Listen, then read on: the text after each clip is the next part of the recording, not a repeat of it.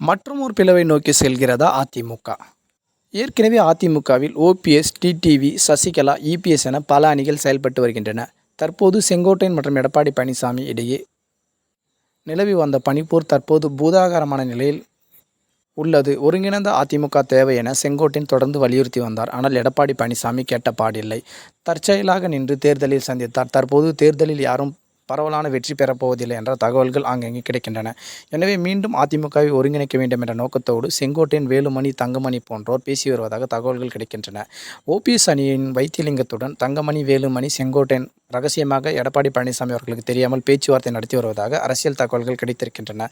மறுபுறம் எடப்பாடி பழனிசாமியை ஓபிஎஸ் மற்றும் டிடிவி எப்போதும் அதிமுகவில் இணைக்கப் போவதில்லை என திட்டவட்டமாக பேசி வருகிறார். எனவே எடப்பாடி பழனிசாமியின் விருப்பத்திற்கு மாறாக இந்த அணி ஓபிஎஸ் அணியரிடம் பேச்சுவார்த்தை நடத்தி வருவதால் விரைவில் அதிமுகவில் மூன்றாவது அணியாக செங்கோட்டையன், வேலுமணி, தங்கமணி போன்றோர் அமைப்பார்கள் என கூறப்படுகிறது. தொடர்ந்து அரசியல் சார்ந்த காணொலியில் தெரிந்து கொள்ள நம்முடைய சேனலை சப்ஸ்கிரைப் செய்யுமாறு கேட்டுக்கொள்கிறோம். நன்றி.